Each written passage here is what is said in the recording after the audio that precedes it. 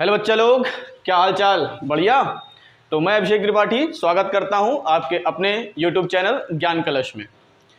फिलहाल हम लोग पढ़ रहे थे हम लोग पढ़ रहे थे फर्स्ट चैप्टर फिजिक्स का, जिसमें हमने ये पढ़ा कि फर्स्ट चैप्टर में टॉपिक क्या क्या थे, उसमें हमें क्या क्या पढ़ना था, उसमें फॉर्मूले कौन कौन से यूज़ होने थे, गॉस लॉ, इलेक्ट्रिक डाइपोल, बाकी सारी चीज़ें हमने पढ़ ली थी। फिर हमने 25 MCQs भी उस चैप्टर के सॉल्व कर लिए थे। अब बात आती है अगले MCQs की, कुछ और इम्पॉर्टेंट MCQs जो आपके CUET एग्जाम के पॉइंट ऑफ व्यू से मोस्ट इंपॉर्टेंट होने वाले हैं। तो चलिए स्टार्ट करते हैं फर्स्ट चैप्टर का क्वेश्चन नंबर 26।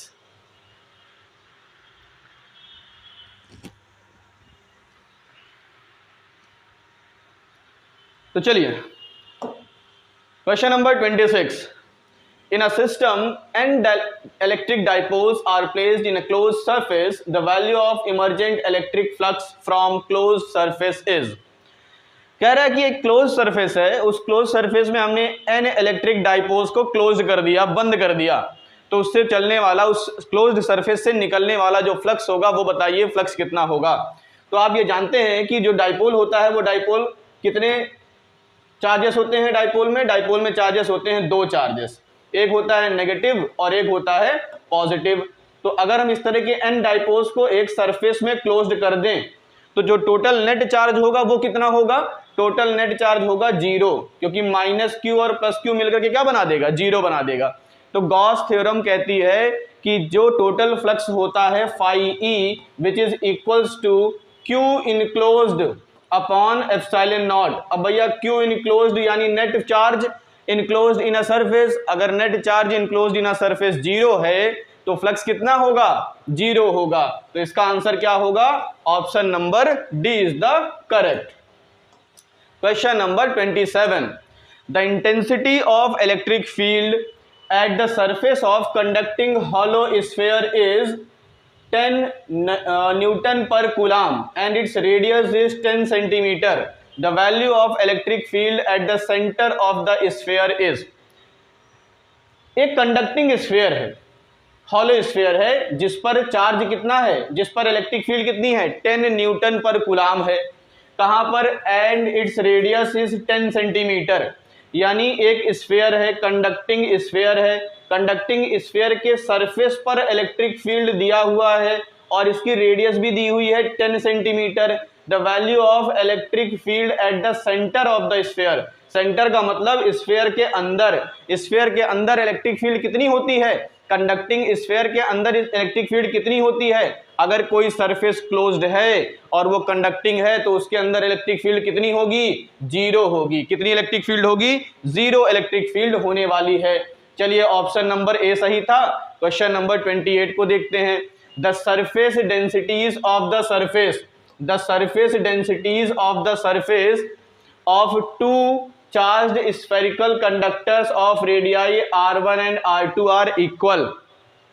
दो कंडक्टिंग स्फीयर हैं जिनके सरफेस डेंसिटीज इक्वल हैं, हालांकि उनकी रेडियस इक्वल नहीं है। मान लेते हैं ये पहला स्फीयर है और ये दूसरा स्फीयर है, इसकी रेडियस कितनी? R1, इसकी रेडियस कितनी? R2। तो इसके सरफेस पर जो इलेक्ट्रिक फील्ड होगी, the ratio of electric intensities on the surface पर इलेक्ट्रिक फील्ड की वैल्यू कितनी होती है? सिग्मा अपॉन एप्सिलॉन नॉट होती है। कितनी होती है? सिग्मा अपॉन एप्सिलॉन नॉट होती है। तो भैया दोनों स्फीयर का सिग्मा तो बराबर है, दोनों स्फीयर की क्या जो इक्वल है? Surface density of two charge spherical conductors of radii R1 R2 are equal. तो अगर डेंसिटी इक्वल है तो एप्सिलॉन नॉट की वैल्यू तो फिक्स होती है। अगर दोनों की डेंसिटी इक्वल है तो इलेक्ट्रिक फील्ड का रेशियो कितना होगा? 1:1 होगा। रेशियो कितना होगा? 1:1। यानी इलेक्ट्रिक फील्ड की इंटेंसिटी रेडियस पर डिपेंड नहीं करती। किस पर डिपेंड करती है? सरफेस चार्ज डेंसिटी पर। और क्योंकि सरफेस चार्ज डेंसिटी बराबर है इसलिए रेशियो कितना होगा? 1:1 का रेशियो होगा। क्वेश्चन नंबर 29 पर आते हैं। The electric flux in a charge spherical conductor, एक चार्ज स्फेरिकल कंडक्टर है, उसके इलेक्ट्रिक फील्ड कितनी होगी, उस पर इलेक्ट्रिक फील्ड की वैल्यू कितनी होगी, ये आपको बताना है। तो अगर हम electric flux in a charge spherical conductor, एक चार्ज स्फेरिकल कंडक्टर है, ये चार्ज स्फेरिकल कंडक्टर है, इसका इलेक्ट्रिक फ्लक्स बताना है, इसका क्या बताना है, इलेक्ट्रिक फ्लक्स बताना है। तो अंदर इलेक्ट्रिक फ्लक्स कितना होता है, जीरो। अंदर इलेक्ट्रिक फ्लक्स कितना, जीरो, क्योंकि अंदर कोई इलेक्ट्रिक फ्लक्स नहीं होता। इलेक्ट्रिक फ्लक्स क्या होती हैं, नंबर ऑफ फील्ड लाइन जो बाहर निकलती हैं, नंबर ऑफ फील्ड लाइंस जो बाहर निकलती हैं। तो बाहर निकलेंगे तो क्या होगा, decreases outside the sphere with the increase of square of distance, क्योंकि F is directly proportional to 1/r square. Square के जैसे जैसे डिक्रीज करेगी डिस्टेंस, डिस्टेंस के स्क्वायर के इनवर्सली प्रोपोर्शनल होता है। इस वजह से क्या होगा, ऑप्शन नंबर सी इस क्वेश्चन का सही आंसर होगा। Question number 30। तो देखिए, the radius of hollow sphere, radius of hollow sphere is r। Radius कितनी है हॉलो स्फीयर की, r है। And a charge q is placed at the centre of hollow sphere, और चार्ज कहाँ रखा है, सेंटर पर रखा है। If the radius of the sphere becomes half, radius को आधा कर दिया जाए, पहले ये स्फीयर था अब ये स्फीयर हो गया, पहले रेडियस r था अब रेडियस r/2 हो गया, and then the value of emergent also becomes half, और चार्ज क्या हो जाता है, चार्ज भी हाफ हो जाता है। यहां पर चार्ज q, यहां पर charge q/2, then the value of emergent total flux, तो टोटल फ्लक्स किस पर डिपेंड करता है, गॉस लॉ के अकॉर्डिंग टोटल फ्लक्स डिपेंड करता है किस पर, सिर्फ और सिर्फ चार्ज पर। कितना चार्ज इनक्लोज्ड है, चार्ज इनक्लोज्ड पर डिपेंड करता है। अगर इनक्लोज्ड चार्ज आधा हो गया, अगर इनक्लोज्ड चार्ज आधा हो गया तो फ्लक्स भी क्या हो जाएगा, आधा हो जाएगा। तो भैया Q/ε0 पहले था, 2 से डिवाइड कर दीजिए। कहीं ऑप्शन दिख रहा है, जी sir, option number C, option number C क्या है, करेक्ट है, Q/2ε0। कोई दिक्कत, चलिए क्वेश्चन नंबर 31 पर चलते हैं। तो हाँ भैया, क्वेश्चन नंबर 31 क्या कह रहा है, the electric flux through the surface, ये 4 सरफेस दिए हैं, इससे इलेक्ट्रिक फ्लक्स कितना होगा ये बताना है, इलेक्ट्रिक फ्लक्स की वैल्यू क्या होगी। तो चलिए देखते हैं। गॉस थ्योरम कहते हैं कि जो टोटल फ्लक्स होता है वो क्या होता है, टोटल फ्लक्स क्या होगा, अभी हमने कई बार पढ़ लिया कि टोटल फ्लक्स जो होगा वो Q इनक्लोज्ड अपॉन ε0 होगा। किस पे डिपेंड करता है, सिर्फ और सिर्फ Q इनक्लोज्ड पर। तो भैया सभी सरफेस से देखो, सभी सरफेस में कितना चार्ज इनक्लोज्ड है, Q चार्ज इनक्लोज्ड है। तो सरफेस का साइज कैसा भी है कोई फर्क नहीं पड़ता, क्या फर्क पड़ता है कि उससे इनक्लोज्ड चार्ज कितना है। तो क्या होगा इसके लिए फ्लक्स, इसके लिए flux is the same for all the figures, सभी फिगर्स के लिए सेम होगा। चलिए question number 32। A negatively charged object X is repelled by another charged object Y। एक नेगेटिव चार्ज ऑब्जेक्ट है X, वो क्या कर रहा है, Y से रिपल हो रहा है। तो अगर ये X नेगेटिवली चार्ज है और Y से रिपल हो रहा है तो ये कंफर्म हो गया ना कि Y जो है वो नेगेटिव है, Y नेगेटिव है, ये कंफर्म हुआ। अब आइए देखते हैं क्या, However, an object Z is attracted to object Y, और जो Z है वो Y की तरफ अट्रैक्ट हो रहा है। Of the following, the most possibility of the object for the object Z, object Z के लिए सबसे पॉसिबल क्या हो सकता है, पॉजिटिवली चार्ज ओनली। अब क्योंकि Y नेगेटिव है और Z इसके तरफ अट्रैक्ट हो रहा है तो Z जाहिर सी बात है पॉजिटिव तो होगा ही होगा, तो न्यूट्रल नेगेटिव चार्ज वाली कहानी तो गायब हो जाती है। अब बचती है कि भैया पॉजिटिवली चार्ज्ड या फिर नेगेटिवली चार्ज, ये भी कट गया। अब बचा ऑप्शन नंबर ए और ऑप्शन नंबर सी, इसमें से कौन सा सही हो सकता है, मोस्ट प्रोबेबिलिटी कह रहा है, मोस्ट पॉसिबिलिटी। मोस्ट पॉसिबिलिटी का मतलब ये है कि न्यूट्रल चार्ज भी कई बार अट्रैक्ट हो जाता है। तो कौन सा मोस्ट पॉसिबल होगा, मोस्ट पॉसिबल होगा ऑप्शन नंबर सी। कई बच्चे गलत करके आएंगे, इसको लगा करके आएंगे, आपको ये गलती नहीं करनी है क्योंकि आप सीख के गए हैं कहां से, ज्ञान कलश से। चलिए क्वेश्चन नंबर 33 देखते हैं। In an experiment 3 microscopic latex spheres are spread into the chamber and became charged with charges +3, +5 and -3e respectively. All the 3 spheres are came in contact simultaneously for a moment and got separated. Question कह रहा है कि किसी chamber में 3 microscopic spheres को, microscopic का मतलब बहुत छोटे स्फीयर्स को क्या किया गया, स्प्रे किया गया और उनको चार्ज दिया गया। पहले 3, फिर +5e, फिर -3e का चार्ज दिया गया और क्या किया गया, उनको कांटेक्ट में लाया गया। कांटेक्ट में लाने के बाद क्या करते हैं, उसको सेपरेटली कर देते हैं, अलग अलग कर देते हैं। तो इनमें से कौन सा आपको बताना है, which of the one of the are possible values for the final charge on the sphere. तो स्फीयर पर जो फाइनल चार्ज होगा उसकी कौन सी वैल्यू हो सकती है, क्या +5e -4e +5e होगा, +6e +6e -7e होगा, या फिर 4e 3.5e और 5.5e होगा, 5e -8e +7e। कौन सा चार्ज हो सकता है? तो चलिए यहां पर हम क्या देखेंगे, हम देखेंगे कंजर्वेशन ऑफ चार्ज वाला टॉपिक। यहां से देखते हैं कितना टोटल चार्ज रहेगा, मिलने के बाद टोटल कितना चार्ज रहेगा। तो +3e +5e और -3e, तो -3 कट गया, टोटल चार्ज कितना होना चाहिए, +5e। अब सभी कॉम्बिनेशन में चेक कर लिए, जिसमें +5e आ रहा होगा वही आपका आंसर होगा। तो भैया ये तीनों प्लस में है, तीनों प्लस करेंगे तो जाहिर सी बात है 4 में 3.5 जोड़ोगे 7.5 हो जाएगा, ये तो हो ही नहीं सकता। यहाँ पे 7 5 12, 12 में से 4 8 माइनस करोगे 4 बचेगा, ये भी नहीं हो सकता।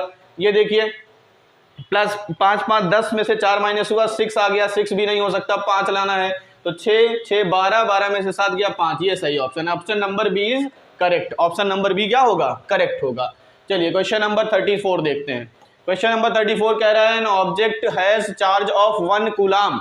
एक ऑब्जेक्ट में कितना कूलाम चार्ज है, 1 कूलाम का चार्ज है। भैया पॉजिटिव नेगेटिव कुछ नहीं लिखा, मतलब हम क्या मान लेंगे, पॉजिटिव है। कितना चार्ज है, 1 कूलाम का चार्ज है। And gains 5 × 10⁻18 electrons. कितना इलेक्ट्रॉन गेन करता है, 5 × 10⁻18 इलेक्ट्रॉन्स को गेन करता है। हमने पढ़ा है कि अगर इलेक्ट्रॉन गेन करता है तो नेगेटिव चार्ज आता है और इलेक्ट्रॉन डोनेट करता है तो पॉजिटिव चार्ज आता है। तो फिलहाल यहाँ पे क्या हो रहा है, इलेक्ट्रॉन गेन हो रहा है। इलेक्ट्रॉन गेन होगा तो एक्सेस ऑफ इलेक्ट्रॉन मतलब नेगेटिव चार्ज आएगा। तो इस पर कौन सा चार्ज आएगा, नेगेटिव चार्ज आएगा। कितना आएगा, Q2 = Ne। n की वैल्यू 1. E की वैल्यू 1.6 × 10⁻19 और इसकी वैल्यू 5 × 10⁻18। तो यहां से कितना आ जाएगा, 8 × 10⁻−1 यानी 0.8। और वो कैसा होगा, नेगेटिव होगा। और यहां पर पहले से कितना चार्ज था, पहले से 1 कूलाम का पॉजिटिव चार्ज था। तो टोटल चार्ज कितना हो जाएगा, 1 + -0.8 या फिर 1 - 0.8 या फिर 0.2, वो भी कैसा, पॉजिटिव 0.2। कहीं है भैया positive 0.2, option number D correct है।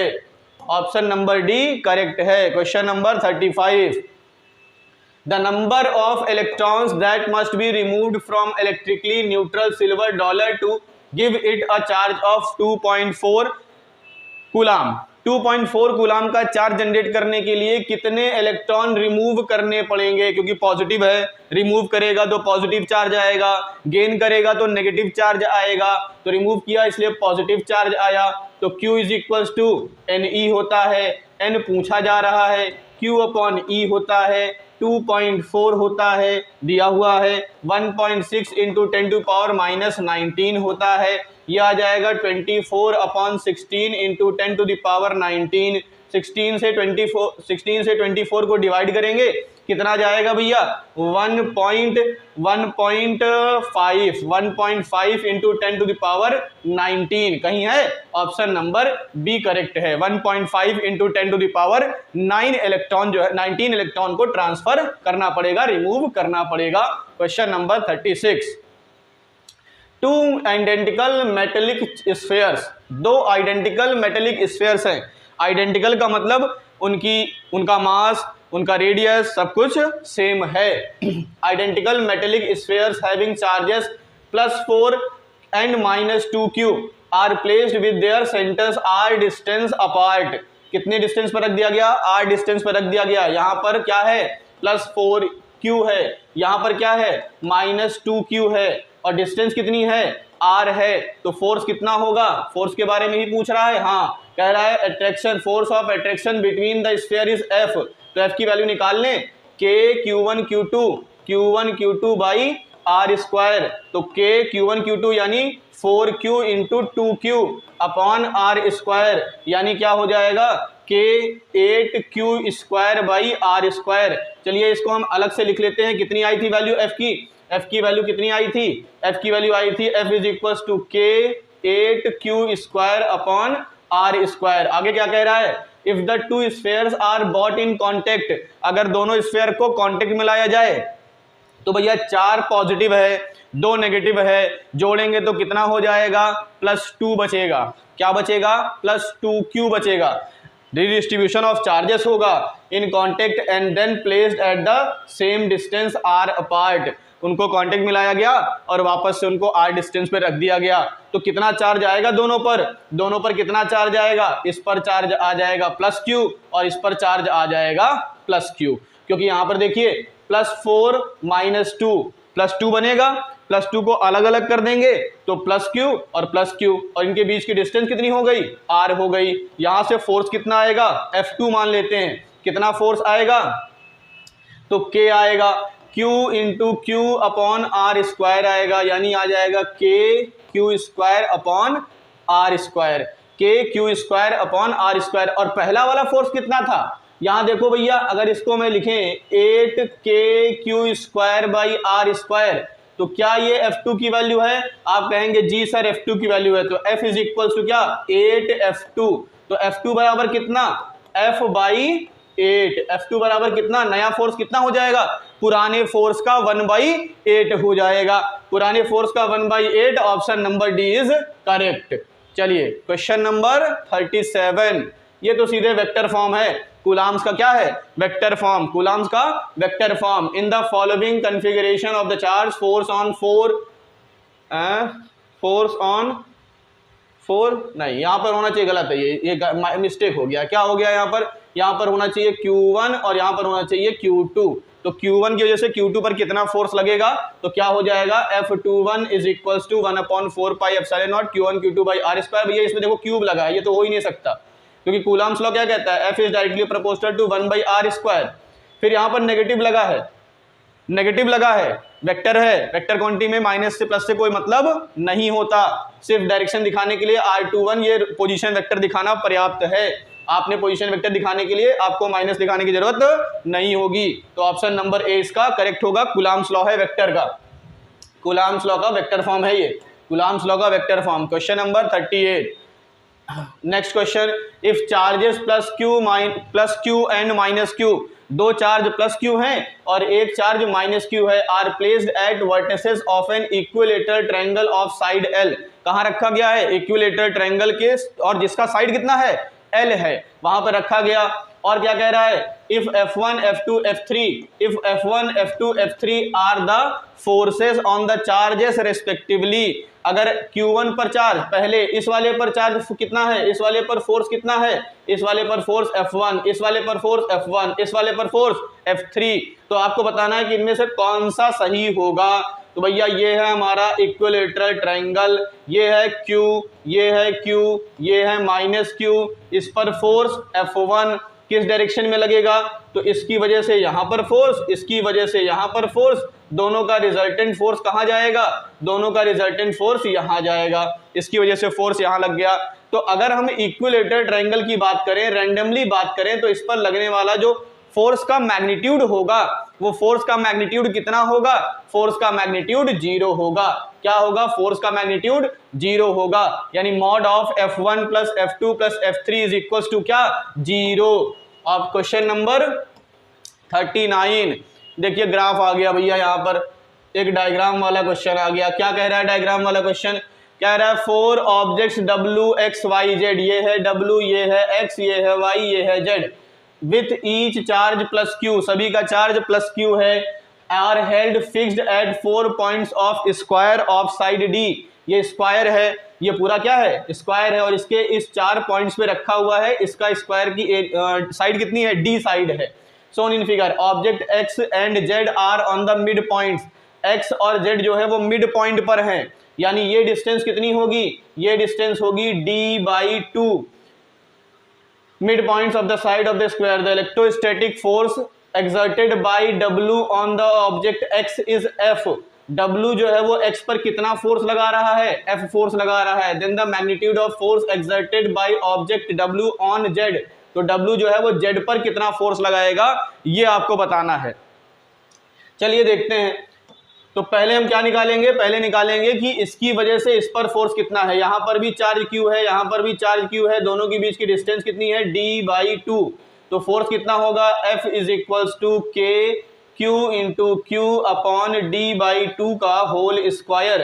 तो ये बन जाएगा K Q square upon D square by 4 या फिर 4K Q square by D square. याद रखिएगा कितना आया है 4K Q square by D square. इसको कहीं लिख लेते हैं, कितना आया था F1 Fx मान लेते हैं, 1 नहीं x पर लग रहा है तो Fx ले लेते हैं। Fx कितना आया 4K Q square by D square आया था। अब हमें क्या करना है, W की वजह से Z पर कितना फोर्स लगेगा। तो पहले ये डिस्टेंस निकालनी पड़ेगी। डिस्टेंस कितनी निकलेगी, ये भैया डिस्टेंस है D और ये डिस्टेंस कितनी है D/2। तो ये पाइथागोरस थ्योरम लगाएंगे तो क्या आएगा under root D into D plus D square plus D square by 4 या फिर आप कह सकते हैं अंडर रूट 5D/2। ये डिस्टेंस आ जाएगी अंडर रूट 5D/2। ये डिस्टेंस आ गई। फोर्स कितना होगा तो Fz इज इक्वल्स टू क्या K Q स्क्वायर, क्योंकि Q1 Q2 सेम है, अपॉन इसका स्क्वायर। इसका स्क्वायर क्या होगा 5D स्क्वायर बाई 4 हो जाएगा। तो ये 4 रिवर्स करके ऊपर पहुंचेगा, क्या बनेगा 4 upon 5K Q square by D square, या फिर इसको लिख सकते हैं 1/5 into 4K square upon D square. क्या इसकी वैल्यू F के बराबर है, यहाँ क्वेश्चन में दिया गया है F के बराबर है। तो क्या आ गया F/5। Option number B is correct. F/5 कितना हो जाएगा F/5। क्वेश्चन नंबर 40, ये भी डायग्राम से रिलेटेड है, अच्छा क्वेश्चन है ये भी। 3 charges plus Q minus Q naught are placed as shown in figure. The magnitude of the net force on the charge Q naught at point O is. यहां पर Q नॉट रखा हुआ है पॉइंट O पर, यहां पर पूछ रहा है इस पर नेट फोर्स कितना होगा। तो भैया ये इसको इस डायरेक्शन में खींच रहा है, क्योंकि ये नेगेटिव है, नेगेटिव पॉजिटिव को खींचेगा। ये पॉजिटिव इस पॉजिटिव को क्या करेगा रिपेल करेगा। तो फोर्स की डायरेक्शन कुछ ऐसे और कुछ ऐसे, क्योंकि चार्ज बराबर है, डिस्टेंस बराबर है, दोनों फोर्स का मैग्नीट्यूड भी बराबर होगा। मैग्नीट्यूड हम मान लेते हैं F और F है। इनका जो रिजल्टेंट होगा वो इनके बीच जाएगा, क्योंकि दोनों का मैग्नीट्यूड सेम है और दोनों के बीच का एंगल कितना है 90 डिग्री। तो हम लिख सकते हैं कि रिजल्टेंट फोर्स जो होगा वो अंडर रूट में क्या होगा F1 square plus F2 square plus 2F1 F2 cos theta, 2F1 F2 cos theta. और cos थीटा, cos कितना है 90, थीटा कितना है 90, cos 90 0, cos 90 कितना होता है 0 होता है। इसकी कहानी खत्म। यहां से क्या आएगा F square plus F square, यानी 2F स्क्वायर रूट के अंदर, F बाहर क्या बचा √2, और F की वैल्यू क्या होगी F होगा K Q not upon A square और √2 से मल्टीप्लाई। कहीं दिख रहा है ऐसा? तो जी भैया ऑप्शन नंबर बी दिख रहा है, √2K Q naught by A square. Option number B क्या है, एकदम सही ऑप्शन है। क्वेश्चन नंबर 41 क्या कह रहा है, 2 point charge placed in a medium of dielectric constant K। 2 point charges कहाँ रखे हैं, एक ऐसे मीडियम में जहां क्या है डाइलेक्ट्रिक कांस्टेंट 5 है, वहां पर force at a distance r between them, और डिस्टेंस कितनी है dr डिस्टेंस है, experiences an electrostatic force. Force कितना एक्सपीरियंस करता है F एक्सपीरियंस करता है। The electrostatic force between them in vacuum, vacuum में फोर्स कितना होगा ये आपको बताना है। तो भैया होता है फॉर्मूला क्या F is equals to F naught upon K, F is equals to F naught upon K। K क्या है डाई इलेक्ट्रिक कांस्टेंट है, K क्या है डाई इलेक्ट्रिक कांस्टेंट है, और F नॉट क्या है F not is the electrostatic force between 2 charges when it is held in vacuum. जब ये कहां रखा जाएगा वैक्यूम पे रखा जाएगा। तो F नॉट कितना आ जाएगा K इंटू F आ जाएगा, क्या आ जाएगा K इंटू F। K की वैल्यू क्या दिया है 5 दिया हुआ है, तो आंसर क्या आ जाएगा 5F। कहीं दिया है ऑप्शन नंबर ए एकदम करेक्ट होगा। क्वेश्चन नंबर 42 पर चलते हैं। 42 का क्या कहना है? 42 कह रहा है the magnitude of electric field due two point charge 2q, point charge 2q की वजह से जो इलेक्ट्रिक फील्ड है कहाँ, at distance r is e, r distance पर एक मैग्नेटिक फील्ड इलेक्ट्रिक फील्ड है, कितनी है, e है, 2q की चार्ज की वजह से। Then the magnitude of the electric field due to uniformly charge sphere thin spherical shell of radius r with total charge q, यहां पर चार्ज कितना 2q, यहां पर चार्ज कितना q, eight a distance r/2, यहां डिस्टेंस r, यहां से distance r/2। आपको बताना है कि मैग्नेटिक फील्ड इलेक्ट्रिक फील्ड की वैल्यू क्या होगी, नई इलेक्ट्रिक फील्ड क्या होगी, ये आपको बताना है। तो पहले इलेक्ट्रिक फील्ड निकाल लें, पहले इलेक्ट्रिक फील्ड निकाल लें। जब 2q और डिस्टेंस r है तो आप कहेंगे E is equals to k 2q upon r square, ये होगा पक्का। चलिए अब क्या किया गया, दूसरा इलेक्ट्रिक फील्ड निकाल लेते हैं, E डैश मान लेते हैं, k हो जाएगा 2q की जगह पर क्या हो गया, q हो गया, क्या हो गया, q हो गया, और r की जगह पर क्या हो गया, r/2, तो r स्क्वायर बाई 4 हो गया, और r स्क्वायर बाई 4 हो गया, ये 4 रिवर्स करके ऊपर कितना आ गया 4kq अपॉन r स्क्वायर। लेकिन यहाँ पर देखिए क्या है 2q है, तो ऐसा करते हैं इस 4 का एक 2 बाहर ले लेते हैं और एक 2 q के साथ मल्टीप्लाई करा देते हैं। तो ये देखिए ये वाला बन गया, क्या ये वाला यही e की वैल्यू तो है, तो हम कह सकते हैं कि e डैश जो है वो क्या होगा 2 टाइम्स ऑफ e होगा। कहीं ऑप्शन दिख रहा है? जी हाँ, ऑप्शन नंबर सी दिख रहा है, ऑप्शन नंबर सी एकदम करेक्ट ऑप्शन हो जाएगा। चलिए क्वेश्चन नंबर 43, तो क्या है भैया कि 2 point charges plus 8q and minus 2q, कितना चार्ज है प्लस 8q और minus 2q, are located at x is equal to 0 and x is equal to l। भैया ये लाइन है, यहाँ पर x इज इक्वल टू 0 है, यहाँ कितना रखा है प्लस 8q, और यहाँ से l डिस्टेंस पर क्या रखा है, ये पॉइंट l है, क्या रखा है माइनस 2q रखा है। Respectively the point on x axis at which net electric field is 0, यहाँ पर कौन सा पॉइंट ऐसा होगा जहाँ पर नेट इलेक्ट्रिक फील्ड 0 होगा टू दीज चार्जेस। तो मान लेते हैं कि यहाँ से इनिशियल से x डिस्टेंस पर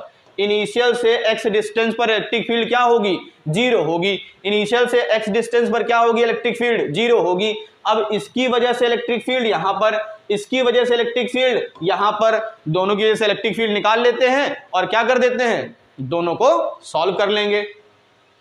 तो भैया यहां से यहां तक की डिस्टेंस क्या होगी, यहां से यहां तक की डिस्टेंस, या ये डिस्टेंस होगी क्या, ये हो जाएगी x माइनस एल, कितनी डिस्टेंस हो जाएगी x माइनस एल।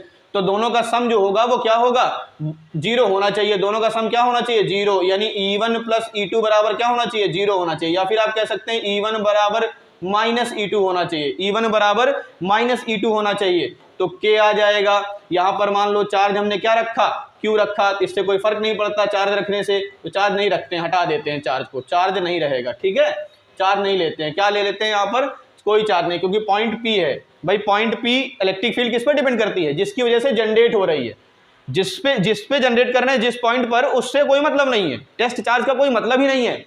तो किस पर डिपेंड करता है प्लस Q पर, तो यहाँ पर कोई भी चार्ज नहीं रखेंगे। क्या होता है फॉर्मूला K, E1 की वैल्यू क्या होगी, E1 की वैल्यू क्या होगी, E1 की वैल्यू क्या होगी, K क्या होगी भैया 8q अपॉन, यहां से यहां तक की डिस्टेंस कितनी है, यहां से यहां तक की डिस्टेंस है x स्क्वायर, और E2 की वैल्यू क्या होगी, E2 की वैल्यू हो जाएगी k 2q अपॉन, यहां से यहां तक की डिस्टेंस क्या है x माइनस एल का whole square, x minus L का होल स्क्वायर। अब क्या करेंगे, इन दोनों को हम बराबर कर देंगे माइनस लगा करके, E1 equals to minus E2 कर देंगे, E1 इज इक्वल्स टू क्या कर देंगे माइनस E2 कर देंगे, क्योंकि E1 प्लस E2 क्या आया था 0 आया था।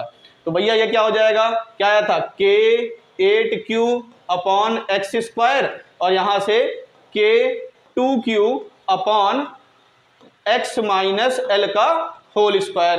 तो K से K कट गया, Q से Q कट गया, 2 से कटा 4 टाइम्स, 4 टाइम्स आ गया, क्या आ गया 4x माइनस एल का होल स्क्वायर बराबर x स्क्वायर। इसको लिख सकते हैं 2x माइनस एल का whole square is equals to X square, root हटा दें, स्क्वायर हटाएंगे तो 2x minus L equals to X, तो 2x minus L is equals to X, X इधर आएगा तो कितना हो जाएगा 2x is equals to L, X की वैल्यू कितनी आ गई, एल आ गई, कितनी डिस्टेंस पर होना चाहिए, एल डिस्टेंस पर, और एक एल और एक्स्ट्रा बचा था तो क्या बन जाएगा 2, तो कौन सा ऑप्शन सही है, ऑप्शन नंबर सी इसका करेक्ट ऑप्शन हो जाएगा। आइए चलते हैं क्वेश्चन नंबर 44 पर। तो two parallel large thin metallic sheets, metal sheets have equal surface density, equal surface density है दो की, दो मेटल के प्लेट्स हैं, शीट्स हैं जिनकी डेंसिटी कितनी है 26.4 है, of the opposite signs, electric field की वैल्यू, तो भैया प्लेट की वजह से इलेक्ट्रिक फील्ड की वैल्यू होती है 2 upon sigma upon epsilon naught, 2 is equal to sigma upon epsilon naught, तो सिग्मा की वैल्यू आपको दिया है 26.4 into 10 to the power minus 12, और एप्सिलॉन नॉट की value 8.8 into 10 to the power minus 12, तो कट जाएगा ये और कितना आ जाएगा 3 आ जाएगा, ऑप्शन नंबर डी आपका करेक्ट हो जाएगा। क्वेश्चन नंबर 45 पे चलते हैं। क्या कह रहा है, a small object with charge Q, एक स्मॉल ऑब्जेक्ट, बहुत अच्छा क्वेश्चन है भैया, एक स्मॉल ऑब्जेक्ट है चार्ज क्यू का और उस पर कितना मास लटका दिया गया, mg वेट लटका दिया गया, is attached to one end of string, length कितनी है l है, ये स्ट्रिंग है, इस पर मास कितना लटकाया गया mg लटकाया गया और कितना स्टेशनरी सपोर्ट किया गया, the system is placed in uniform horizontal electric field, और ये पूरे सिस्टम को कहाँ रख दिया गया, कुछ ऐसे था पेंडुलम था, यहाँ पर mg लगा दिया और इसको इलेक्ट्रिक फील्ड में रखा, तो इस पर क्या लगा फोर्स लगेगा, तो ये कहाँ जाएगा, इधर भागेगा, कहाँ भागेगा, इधर भागेगा, तो भागेगा भैया, ये देखो कितना डिग्री एंगल शिफ्ट हो गया, थीटा डिग्री एंगल शिफ्ट हो गया। देखिए भाई, as shown in the given figure, in the presence of electric field the string makes a constant angle theta with the vertical के साथ कितना एंगल बना लिया, थीटा एंगल बना लिया। तो भैया क्या बताना है, the sign and magnitude of Q, sign बड़े आसानी से आप बता सकते हैं, कहाँ रखा, इलेक्ट्रिक फील्ड में, और ये किसके तरफ अट्रैक्ट हुआ है, इलेक्ट्रिक फील्ड की तरफ अट्रैक्ट हुआ, पहले ये था, अब ये किधर अट्रैक्ट हो गया, इधर अट्रैक्ट हो गया, इधर इलेक्ट्रिक फील्ड, तो पॉजिटिव चार्ज इलेक्ट्रिक फील्ड की डायरेक्शन में मूव करता है, पॉजिटिव चार्ज इलेक्ट्रिक फील्ड की डायरेक्शन में मूव करता है, तो एक चीज तो कंफर्म हो गया कि ये जो चार्ज होगा वो पॉजिटिव होगा, तो ये जो नेगेटिव वाला टर्म था ये तो कट गया। अब ये 4 और 3 ऑप्शन बचे, पॉजिटिव पॉजिटिव पॉजिटिव। अब हमें मैग्नीट्यूड बताना है कि Q का मैग्नीट्यूड कितना होगा, तो फोर्स लगेगा इस डायरेक्शन में, फोर्स का फॉर्मूला होता है Q इंटू E, फोर्स लगेगा इस डायरेक्शन में, फोर्स का फॉर्मूला Q इंटू E। अब इस डायरेक्शन में फोर्स कितना होगा ये कैलकुलेट कर लें और Q इंटू E के बराबर दिखा दें उस फोर्स को, तो हमारा आंसर आ जाएगा। तो फोर्स कितना होगा, mg कहाँ लगेगा, नीचे, mg यहाँ लगेगा, हमें फोर्स चाहिए इस डायरेक्शन में और यहां से एंगल बन रहा है थीटा, तो भैया देखिए यहां पर एंगल थीटा बन रहा है, ये ट्रायंगल बन रहा है, यहां पर mg है, हम इसको ऐसे भी दिखा सकते हैं, तो ये हमें लाइन चाहिए ये वाली, ये है परपेंडिकुलर, ये है परपेंडिकुलर, ये है बेस, तो कौन सा लगाना पड़ेगा, tan theta is equal to क्या, f अपॉन mg, तो f इज इक्वल टू क्या हो जाएगा, mg tan थीटा, क्या हो जाएगा, mg tan थीटा, तो f is equals to mg tan theta और q into e is equals to mg tan theta, तो क्या बना, e q is equals to क्या बन गया, mg tan theta upon e, क्या बन गया, mg tan theta upon e, यानी mg upon e tan theta, mg upon e tan theta positive charge के साथ, क्योंकि नेगेटिव तो हो ही नहीं सकता क्योंकि ये इलेक्ट्रिक फील्ड के डायरेक्शन में मूव किया है और इलेक्ट्रिक फील्ड के डायरेक्शन में कौन मूव करता है, पॉजिटिव चार्ज। समझ में आया, ऑप्शन नंबर बी इसका करेक्ट ऑप्शन हो जाएगा।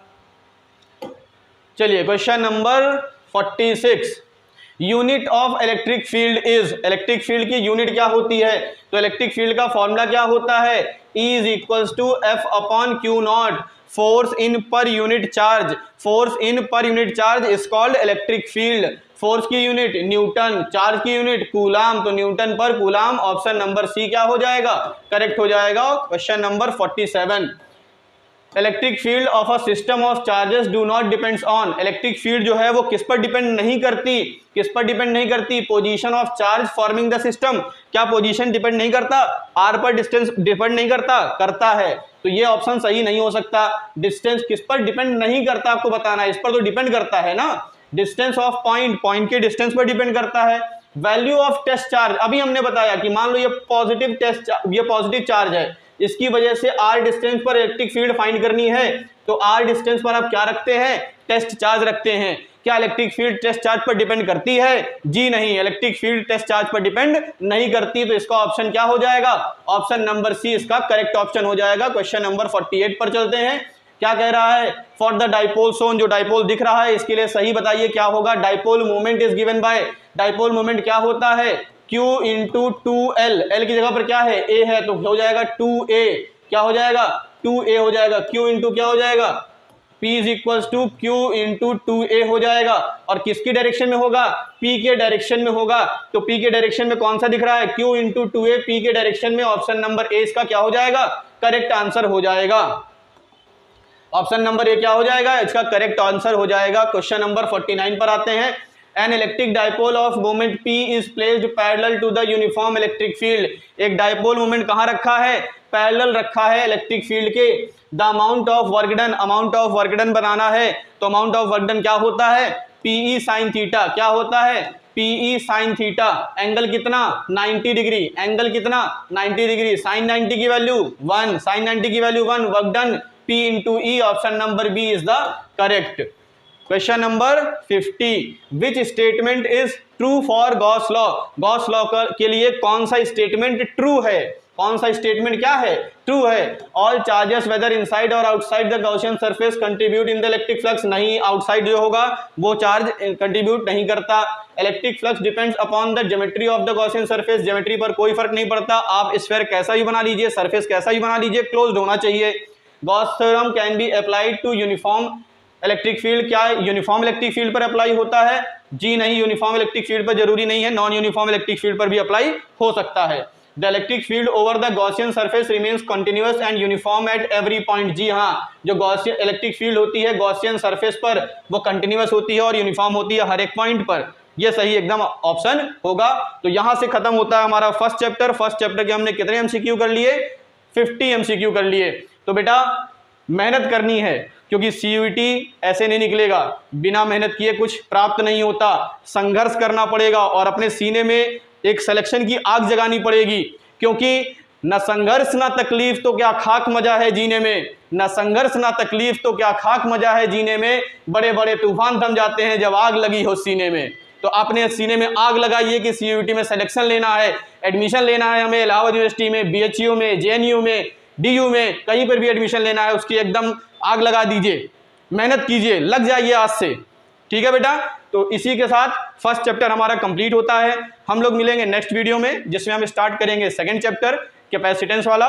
वहां पे पहले आपको बताया जाएगा कि फर्स्ट इस चैप्टर में हमें क्या क्या पढ़ना है, कौन कौन से फॉर्मूले हैं, उस चैप्टर को पूरा ओवरव्यू दिया जाएगा, समझाया जाएगा। उसके बाद जैसे इस चैप्टर के हमने 50 MCQ लगाए, हो सकता है उस चैप्टर में, क्योंकि वो चैप्टर थोड़ा सा कम मार्क्स वाला है, तो हो सकता है उसके कम MCQ मिले आपको, लेकिन MCQs आपको जरूर मिलेंगे। फिर ठीक है बेटा, तो मेहनत करिए, लगे रहिए, कोई दिक्कत होती है हमसे संपर्क कीजिए, डिस्क्रिप्शन बॉक्स में हमारा नंबर होगा, कोई दिक्कत होती है आप हमसे संपर्क कर सकते हैं। फिलहाल आज के लिए इतना ही, मिलते हैं आपसे नेक्स्ट वीडियो में। Thank you.